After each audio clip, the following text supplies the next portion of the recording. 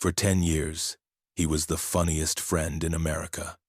Every night, tens of millions of viewers sat down, turned on Friends, and handed Matthew Perry a simple but brutal assignment: make us forget our own lives by slowly burning through yours. Chandler Bing became the life jacket an entire generation clung to in the whirlpool of their 20s. Unemployment, loneliness, fear of growing up, fear of commitment, fear of not being interesting enough to be kept around.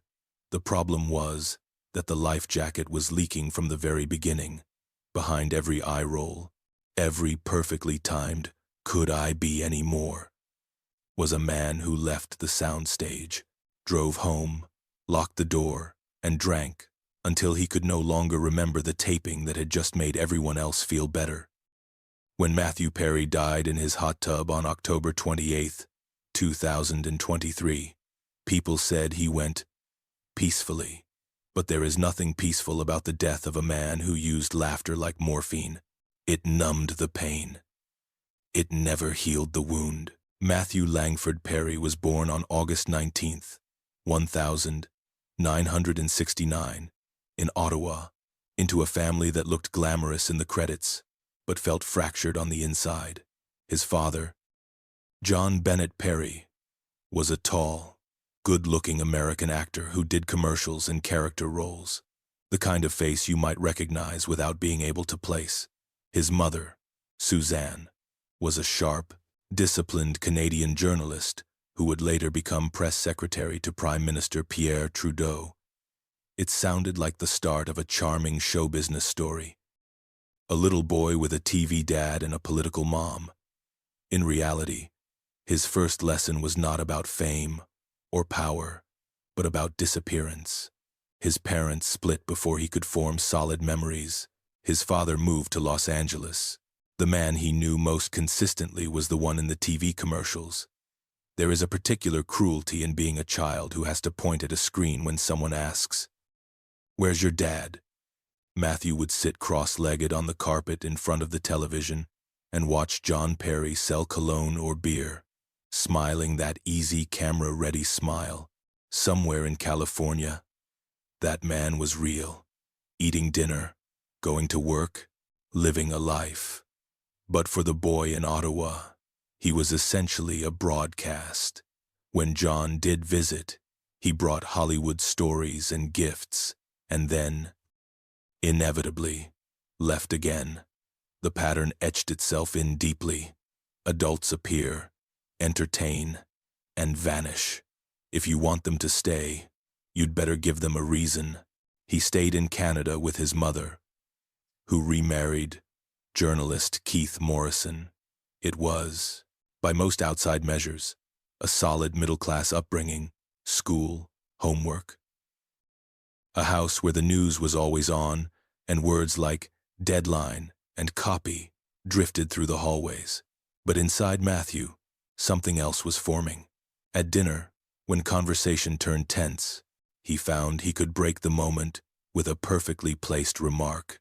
In classrooms, he could derail a teacher's irritation with a joke fast enough and sharp enough to make the rest of the class laugh. Laughter became currency. Every laugh was a receipt that he still belonged in the room. Tennis arrived almost by accident and then took over everything.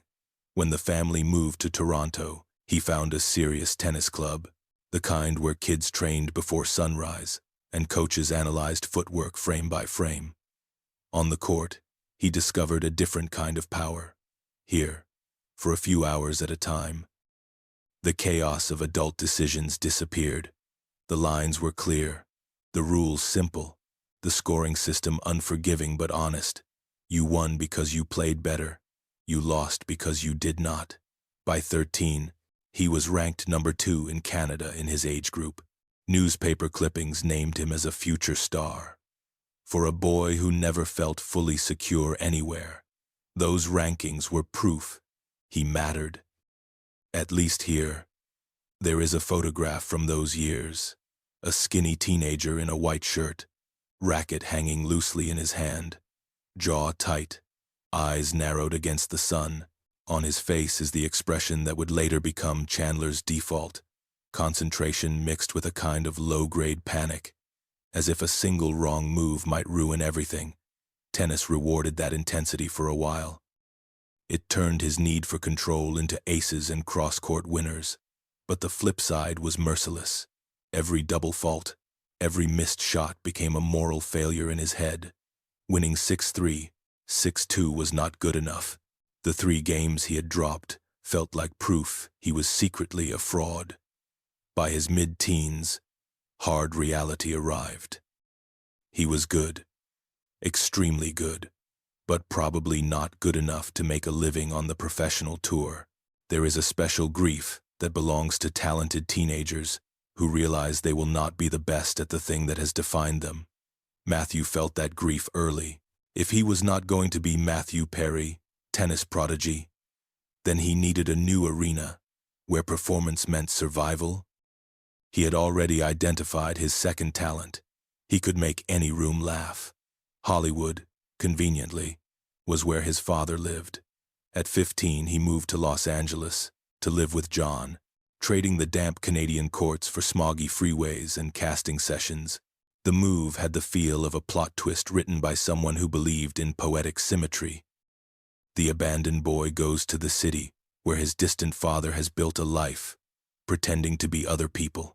Los Angeles, in the mid-1980 seconds, was flooded with hopeful teenagers.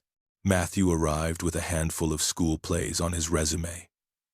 A killer backhand, a killer backhand, and an invisible, unbearable need. Please don't leave me this time. Auditions turned out to be tennis matches with worse scoring. Walking into a room of strangers who would decide his fate in 5 minutes was its own kind of tournament. There was the same adrenaline spike, the same blunt verdict at the end, but with an added twist. When a casting director said, "You're not right for this," they were not rejecting a forehand. They were rejecting him. The stakes felt existential. The first time he had a drink at a party and felt the nervous roar in his head fall to a murmur. It did not feel like vice. It felt like medicine. He started getting work, the way hard-working young actors often do. 1 episode on a sitcom here, a small part in a TV movie there, a recurring smart-mouthed teenager on a short-lived show. He played versions of the same character over and over. The quick wit, the kid in the corner who cut through adult nonsense with a well-aimed line. The message was consistent. People liked him as long as he was funny. When he wasn't, the fear crept back in. Alcohol became a social lubricant, then a pre-audition ritual, then a quiet, private necessity. The early experiments with pills followed the same path. A painkiller here, a tranquilizer there, always justified, always rationalized, always calibrated to take the edge off. In the early 1990 seconds, he almost became the lead of a bizarre science fiction sitcom about luggage handlers in the future. It was called LAX 2194. And in photographs from the pilot, he looks like a man trapped inside someone else's bad idea. The show never aired. Somewhere else on the NBC lot, a script was circulating about 6 20-somethings in Manhattan who hung out in a coffee shop. When Matthew read the lines for a character named Chandler Bing, something inside him locked into place. The part wasn't just close to him. It felt like it had been stolen from his diary. There was one problem. He had technically already committed to the luggage handler's show, and the rules of the business said he was unavailable. For a while, it looked as if the role of Chandler would go to someone else, and Matthew would spend the mid-90 seconds in a forgotten sci-fi footnote. Then development hell did what it does best. LAX 2194 collapsed under its own absurdity. The scheduling gods cleared their throats. He went in to audition for Friends and, as far as the people in the room were concerned, never left. His rhythm, His defensive sarcasm, his little bursts of physical awkwardness. Every piece fit. They cast him. He had the sensation, rare and terrifying, that his life had just changed in a way he could not undo. When Friends debuted in 1994, it was not yet a phenomenon. Ratings were solid, not spectacular, but the chemistry of the six leads was undeniable, and Matthew's Chandler quickly became the character people quoted in dorm rooms and office kitchens. He was the embodiment of the charmingly broken man-child, terrified of intimacy, allergic to sincerity, incapable of leaving a silence unfilled. The writers fed him great jokes. He topped them. On set, he became famous for pitching alternate punchlines to the writing staff up to the last second, always chasing a bigger laugh. The red, on-air light became his new sun. Each burst of audience laughter was a wave he could surf for a few seconds before dropping into the trough again. Off camera, the drop felt steeper every year. Fame amplified everything. The attention, the scrutiny, the internal pressure. Now he wasn't just trying to keep a few adults in his childhood home from leaving. He was trying to keep an entire global audience satisfied. The fear that they might someday stop laughing, and therefore stop loving him, dug claws into his nervous system. Perfectionism, once useful on the tennis court, now whispered that one weak episode, one flat performance, one off-season could yank it all away. Under that weight, the old coping mechanisms evolved into something far more dangerous. In 1997, during a hiatus, he crashed a jet ski and injured himself badly. The doctors prescribed Vicodin. For a brain like his, the pills were revelation and betrayal in the same swallow. They eased the physical pain, but more dangerously, they produced a sensation he could barely remember having as a child. Ease. The constant self-monitoring quieted. The panic turned to a distant hum. The tension in his muscles melted. He could sit in a room without mentally replaying the last week of mistakes. He could breathe. It is very hard for a person who has lived their entire life in a storm to give up the first umbrella that actually seems to work. Within months, moderation vanished. What had been a handful of pills a day spiraled into dozens. He went doctor shopping, pharmacy hopping, lie crafting, anything to keep the supply flowing. On the outside, he still showed up to work, still hit his marks, still dropped the punchlines on cue. On the inside, everything was oriented around the next dose. Viewers commented on his weight fluctuations. One season he appeared bloated and puffy, the next almost shockingly thin, and speculated about workout routines or diets. In reality, the body on screen was a living toxicity chart. There are entire swaths of Friends he has admitted he cannot remember filming. The season where Chandler and Monica fall in love and get married. The storyline that millions of viewers still rewatch when they need comfort. Exists in his life not as lived memory, but as something he can only experience by watching. DVDs like everyone else. He would act all day, apologizing obsessively if he felt his illness had made a scene harder for others, then retreat to his dressing room and resume the quiet, lonely work of self-destruction. From the outside, it looked like a dream job. From the inside, it felt like drowning in a studio audience's applause. By 2001, the facade cracked. He went to rehab for the first time, propelled not by a single dramatic overdose, but by the accumulating terror of days that began and ended with pills. The tabloids seized on it. Of course, photos of him looking gaunt appeared under headlines that turned his medical catastrophe into gossip. He completed a program, came out sober, returned to work. For a while, the water level dropped. He genuinely believed he might have beaten it. Addiction does not particularly care what you believe. It does not operate on a single rock bottom. It works with trapdoors. He would have a sober stretch, throw himself into work or new projects, attend meetings, speak honestly about his struggles. Then, Almost imperceptibly at first, the justifications would creep back in. A rough day, a justified drink on a plane, a pill taken because the back pain really was bad that week. Months later, he would find himself in yet another detox center, wondering how the trapdoor had opened again beneath his feet. When Friends ended in 2004, he said goodbye to Chandler Bing with genuine emotion. He was proud of the way the character had grown from a terrified commitment phobe to a husband and soon-to-be father. He told himself that his own life would now follow that arc, a little instability, a little chaos, then a mature, stable second act. The industry had other plans.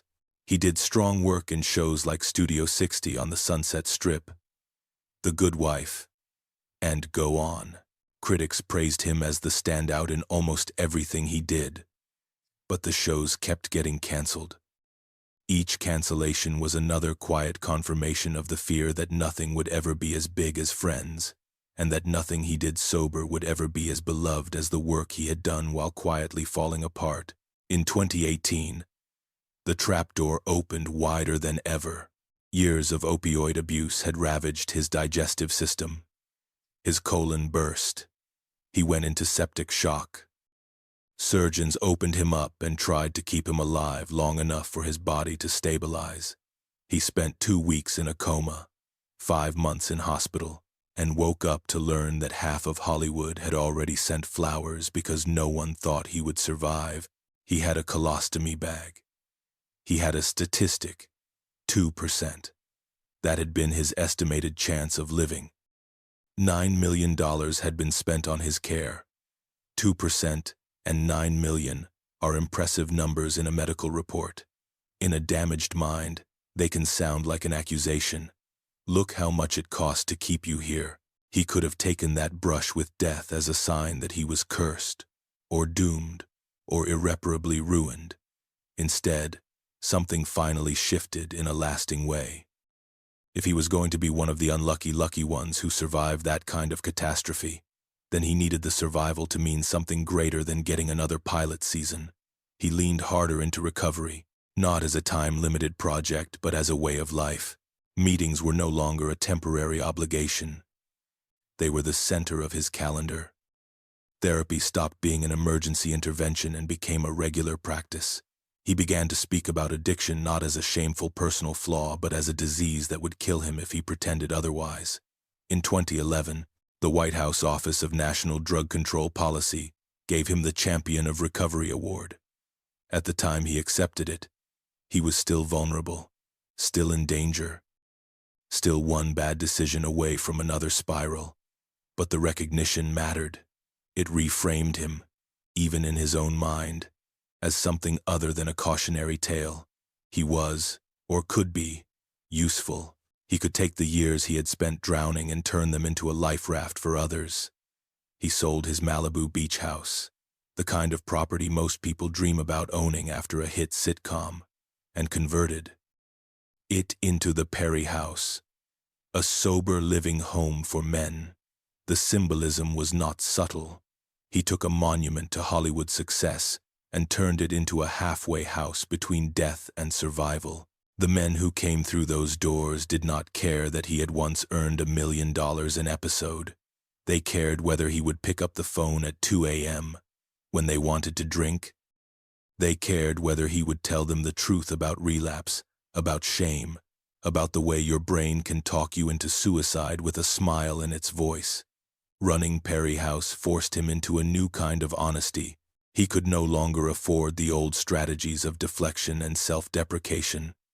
When you sit in a circle with people who have lost jobs, families, health, and dignity to the same disease you have, there is nowhere to hide.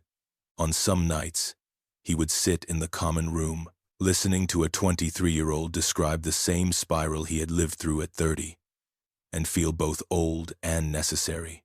The performer in him learned a different timing. When to shut up, when to speak, when to let someone else get the laugh, because the only thing that mattered was that they stayed in the room one more night. In 2022, he published Friends, lovers, and the big terrible thing. The title was his own. Dark joke. The tone of the book was not. It begins, not with friends, but with the hospital room, the tubes, the coma, the terrifying 2% figure. He walks the reader through rehab after rehab, relapse after relapse, without trimming away the humiliating details. He writes about vomiting into bathtubs, passing out, waking up with his stomach opened, lying to people he loved and hating himself for every word, even as he spoke it. The big terrible thing is named outright. Addiction, chronic, lethal, patient. At the same time, the book is filled with gratitude. He writes about Jennifer Aniston visiting his dressing room, eyes full of concern, asking him to be honest about what was happening. He writes about the other cast members closing ranks around him, covering when he was too sick to come in, refusing to let the public narrative turn him into a joke. He writes about the anonymous nurses who held his hand when he came out of surgery and told him he was still here. And he writes, repeatedly, that his deepest wish is that someone reading his story might see their own and choose differently, or ask for help. He said in multiple interviews that when he died, he wanted friends to be the third thing people mentioned about him. First, he wanted them to remember that he had tried to help other alcoholics and addicts. Second, that he had spoken openly about his illness so others would feel less shame. Only third did he want the sitcom, the thing that had paid for his houses and hospitals and rehabs, to be part of the sentence. He understood, of course, that he might not get that wish. But he also understood that wishes are less important than work, so he kept doing the work. By 2023, from the outside, Matthew Perry looked like a survivor entering a quieter, steadier chapter. He played pickleball most days, pleased to have found a sport that scratched the old tennis itch without the old professional madness. He was in and out of therapy. He was outspoken about his sobriety. He took ketamine infusions under medical supervision, part of a legitimate treatment plan for depression and chronic pain. He spent time with friends who were not impressed by his IMDb page. He texted people in recovery. He worked on new ideas. His social media posts were odd and endearing, sometimes silly, sometimes strangely cryptic, always trying, in his way, to stay in the conversation without becoming the spectacle again. Ketamine is a strange drug, an anesthetic with dissociative properties that can, in carefully controlled doses, lift a person out of the glue of depression. It is also, in larger amounts, dangerous. It usually leaves the body within hours of a medical infusion. The ketamine in his system on October 28, 2023, however, came from somewhere else, at some other time, in a quantity that his battered heart and brain could not tolerate. According to the coroner, it caused cardiovascular overstimulation and respiratory depression. The man who had spent decades describing what it felt like to drown in addiction lost consciousness in a body of warm, swirling water he had come to think of as healing. That afternoon, he played 2 hours of pickleball with the same competitive streak he had as a boy. Afterwards, he told friends he felt exhausted, but in a good way. He went home to his Pacific Palisades house, a property with a sweeping view of the water, and moved through the familiar routine of a late day. At some point, he took ketamine. At some point after that, he got into the hot tub. By the time his assistant found him, the water was still moving. He was not. The paramedics who arrived saw what millions would soon read: an accidental drowning, a famous body in a private pool, one more Hollywood tragedy for the feeds. The reaction was immediate and global. Clips of Chandler Bing flooded timelines, carefully edited compilations of his best lines, his funniest moments, his most awkward dances. People wrote long posts about watching friends with their parents, their roommates, their own children, They remembered being depressed at college and putting on 3 episodes in a row just to feel less alone, less afraid of their own future. They called him our friend, and the friend who never knew us, but saved us anyway. The remaining cast issued a joint statement. Then individual ones, each of them trying to balance private grief with the public's need for closure. In meeting rooms and treatment centers around the world, the news landed differently. People who had heard him speak at conferences, or sat with him in circles of folding chairs, or called him when they wanted to drink, felt the loss of a specific kind of ally. He was proof that addiction does not care how much you earn, but also proof that someone as deeply sick as he had been could at least sometimes get well enough to help others. His death did not erase that work. It did, however, underline the terrifying truth he had hammered again and again in his book. This disease does not forgive inattention. It does not care about your good years. It is waiting. Matthew Perry's story sits at the intersection of 2 uncomfortable facts. The first is that he was immensely privileged. He had money, access to the best rehabs and doctors, work that could bankrolling long periods of illness, friends who refused to walk away, and a platform to tell his story. The second is that, even with all of that, he still died from the thing he had been warning everyone about. If someone with that level of support and awareness can still be taken out by a bad day, what does that mean for people without those advantages? It is not a rhetorical question. It is the question he would probably have wanted you to ask. His life also forces a harder look at the way we use the people who make us laugh. For a decade, a generation outsourced part of its emotional life to 6 fictional New Yorkers. Chandler's neurotic monologues absorbed their own anxieties. His fear of growing up softened theirs. His evolution from man-child to partner and father let them believe in their own potential growth. There is nothing wrong with that. Art has always been a container for our fears. The problem comes when we forget that the man whose face we project our comfort onto is not, in fact, resetting between episodes. He is carrying the residue of every shoot, every line. Every night he goes home too tired or too wired to sleep without help. Matthew Perry spent most of his 54 years turning private terror into public relief. He mined his own panic, his own loneliness, his own sense of being fundamentally unlovable, and turned them into a character millions adored. He paid for it with his body and his brain. In his final years, he tried to change the ending, to make sure that his legacy was not just the sound of canned laughter under fluorescent lights, but the quieter sound of a person in crisis saying, "If he can talk about this, maybe I can too." Whether the world will let that be the first line of his obituary instead of the third is out of his hands now. What remains in ours is the choice of how we talk about him, and about everyone like him. We can keep treating comics and actors as endlessly refillable wells of distraction, places we go to escape our own pain, or we can remember that every life jacket is stitched together out of something that had to be cut from somewhere else. When the next person in your life makes you laugh so hard you forget yourself, the kindest question you can hold in the back of your mind is not, "What else can they give me?" but "Who holds them up when they go home?" Matthew Perry's story does not resolve neatly. The reruns will keep playing. The foundation in his name will fund treatment beds and support programs he will never see. Somewhere tonight, a frightened 20-year-old will open his memoir, read about colostomy bags and 2% chances and the big terrible thing, and decide to call a sponsor instead of a dealer. None of that balances the ledger. It does not bring him back.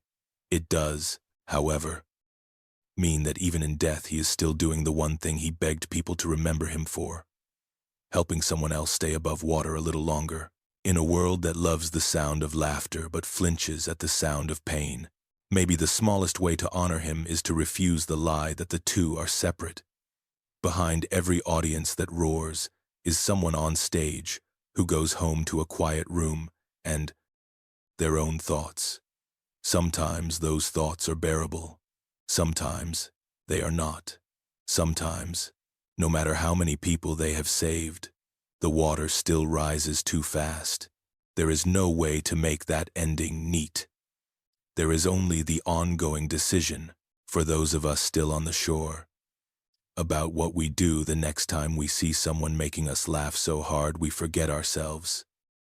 Do we assume they are fine because we need them to be, or do we remember Matthew Perry and ask, gently, privately, sincerely, whether they are staying afloat or just very, very good at pretending not to drown?